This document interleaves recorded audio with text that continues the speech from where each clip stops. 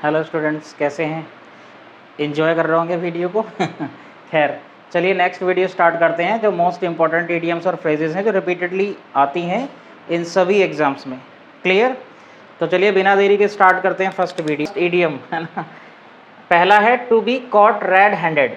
To be caught red handed का मतलब है रंगे हाथों पकड़े जाना, है ना। मतलब कुछ कांड करते हुए पकड़े जाना। गाँव में तो बहुत चलन में है कि भैया वो तो पकड़ा गया जब वो उस काम को कर रहा था।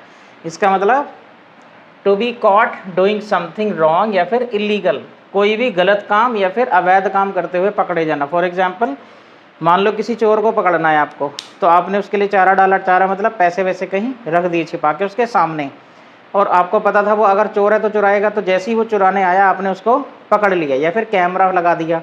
तो जब वो चुरा रहा था, वो मना कर रहा, तो आप क्या कहेंगे? भाई तो रंगे हाथों पकड़ा गया है, देख ले कैमरे में रिकॉर्डिंग है। तो वो हार मान लेगा। इसका मतलब क्या है? The thief was caught red handed, चोर रंगे हाथों पकड़ा गया। क्लियर?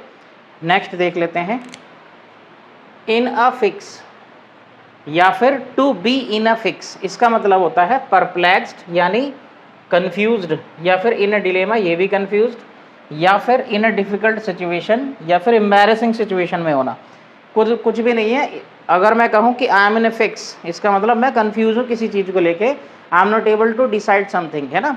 मैं कुछ चीज़ को क्या नहीं कर पा रहा, डिसाइड नहीं कर पा रहा, या फिर किसी डिफिकल्ट सिचुएशन में मैं फंस गया हूँ। मतलब एक तरफ एक कुआ एक तरफ खाई वाला सिस्टम है। तो I am in a fix का मतलब है आई एम कन्फ्यूज्ड, मैं कोई चीज़ डिसाइड नहीं कर पा रहा हूँ। क्लियर? इस मीनिंग सबसे ज़्यादा परप्लेक्स है इसका। इन डिलेमा भी बहुत आता है ना।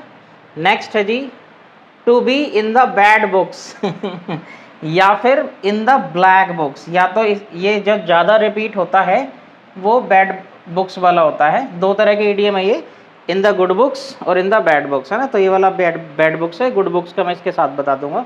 अगर ये नहीं आया तो बहुत रेयर है ब्लैक बुक्स।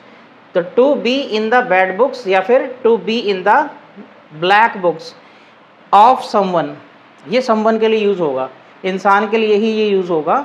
क्यों? इसको ऐसे समझ लिए, अगर मान लो आपसे किसी व्यक्ति के साथ ऐसे चल रही है, खटपट है, तो आप उसकी नज़रों में अच्छे नहीं होगे, है ना। या फिर आपका चरित्र खराब है तो आप उसकी नज़रों में अच्छे नहीं होगे। क्लियर है? तो तब हम कहेंगे आई am not in his good books, कि यार मैं कुछ भी कह लूँ वो हमेशा मेरे ऊपर तैयार रहता, तो मैं क्या हूँ उसकी नज़रों में अच्छा नहीं हूँ। तो in the good bad books का मतलब क्या है?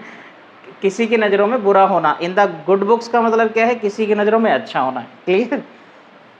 जैसे देखिए, टू बी इन डिसफेवर, अगर आप किसी की नज़रों में बुरे हैं तो वो हमेशा आपकी काट ही करेगा।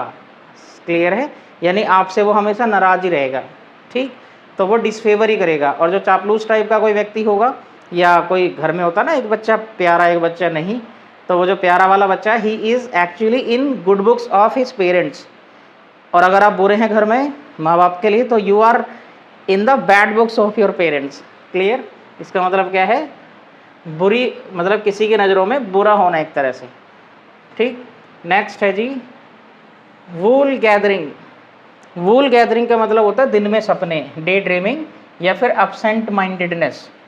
ये वूल गैदरिंग कहाँ से आया? देखो, ये आया है जैसे भेड़ नहीं होती, भेड़ की जो ऊपर होते हैं बाल, उनसे ऊन बनती है। तो जब वो कहीं से गुजर के निकल गएंगी झाड़ियों में से, कांटों में से, या फेंसेस में से जो लोहे की एल्यूमिनियम की होती है, तो वहाँ उसके फंस जाएगा कुछ, मतलब कुछ उसका हिस्सा जो है फंस जाएगा।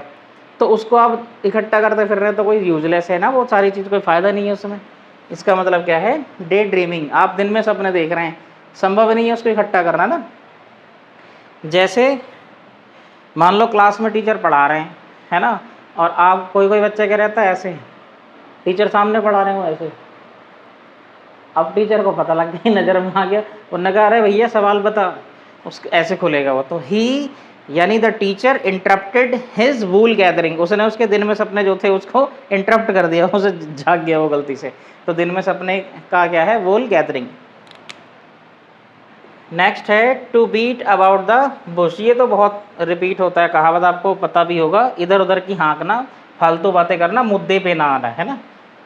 To talk about unimportant things. Guys, ये जो यूज़ होता है ना, ये बहुत सारी जगह पे यूज़ होता है। एक तो आप किसी चीज़ की बात करने से बच रहे हैं तो आप इधर उधर की बात करने लगोगे, आपको आंसर नहीं पता तो आप इधर उधर की बात करने लगोगे, आप किसी चीज़ से शर्मिंदा लेकिन सामने वाला जानबूझ के पूरी तरह उसे छेड़ रहा है आपको तो फिर आप इधर उधर की बातें करने लगोगे। या फिर इसका मतलब क्या है, you will always beat about the bush if you are not interested in that talking.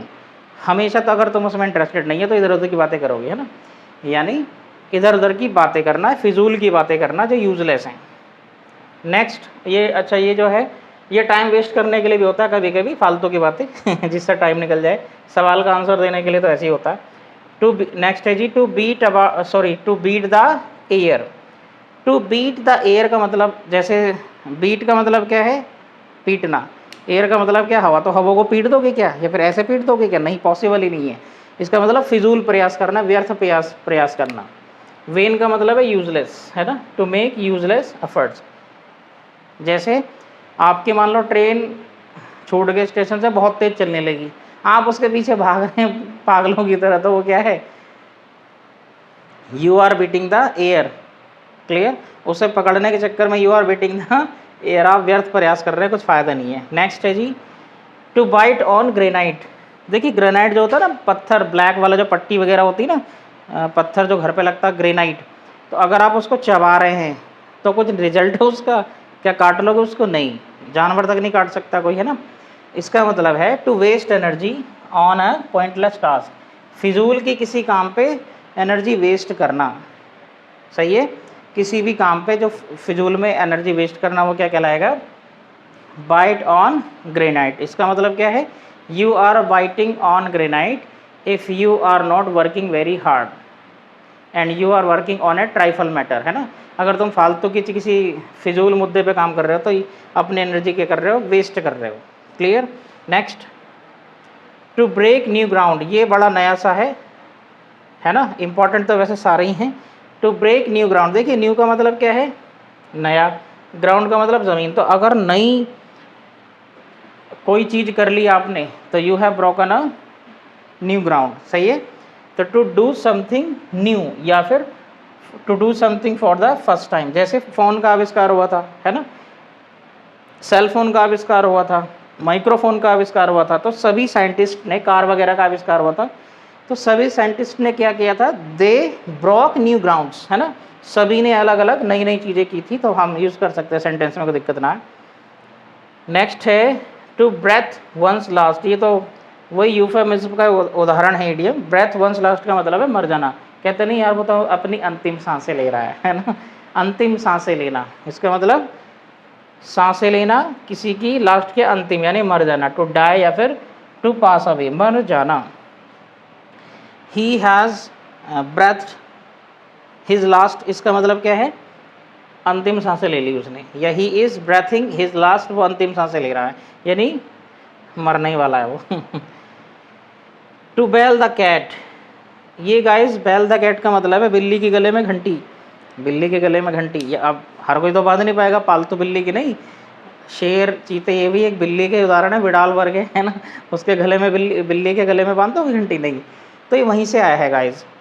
ये जो ऑफिस में ज़्यादा यूज़ होता है, ऑफिस में या फिर किसी मतलब प्रोफेशनल रिलेशनशिप में ज़्यादा यूज़ होता है। इसका मतलब है टू डू डेंजरस जॉब, कोई भी कठिन या खतरनाक काम करना, खतरनाक के सेंस में मैं बता रहा हूँ अभी। To take lead in danger, देखिए मान लीजिए आप एक ऐसी जगह पे, मान लीजिए आप साइंटिस्ट हैं, आपके जो है असिस्टेंट हैं, साइंटिस्ट, आप मेन साइंटिस्ट हैं, असिस्टेंट हैं, आप कोई चीज़ बना रहे हैं, केमिकल बना रहे हैं, लेकिन आपसे कोई गलती हो गई और उसका रिजल्ट इसलिए गड़बड़ा रहा है बार बार। अच्छा, असिस्टेंट्स को किसी, सबको पता है कि भाई इससे मेन आदमी से गलती हो गई, लेकिन ये आपसे डर रहे हैं कहीं आप बुरा ना मान जाओ या फिर इन पर फट ना जाओ गुस्से से, कभी ईगो पे ले लो, तो उसमें जो एक व्यक्ति होगा जो आपका भला चाहेगा, वो क्या करेगा, वो आएगा और आपको बताएगा कि सर आपसे गलती हो रही है, इसे सुधार लो, सही हो जाएगा। तो बाकी लोग देखते रहेंगे कि यार इसने तो खतरा मोल ले लिया। इसका मतलब उस आदमी ने बिल्ली के गले में घंटी बांधी, कैसे, to do a dangerous job, भाई किसी आदमी से आप डर रहे हैं, उसको सही या सच बता देना, उसकी बिना परवाह करे कि बाद में आपका क्या होगा, तो बिल्ली के गले में क्या बांधी आपने, घंटी बांधी, है ना। तो किसी भी खतरनाक स्थिति में या विपरीत स्थिति में आप लीड करने लगे, आप लीडर की तरह उभर के आए, लेकिन वो उसके लिए सही था, गलत के लिए यूज़ नहीं होगा। अगर वो समाज के लिए, लोगों के लिए, टीम के लिए, ऑफिस के लिए, घर के लिए सही है, तब यूज़ करते हैं।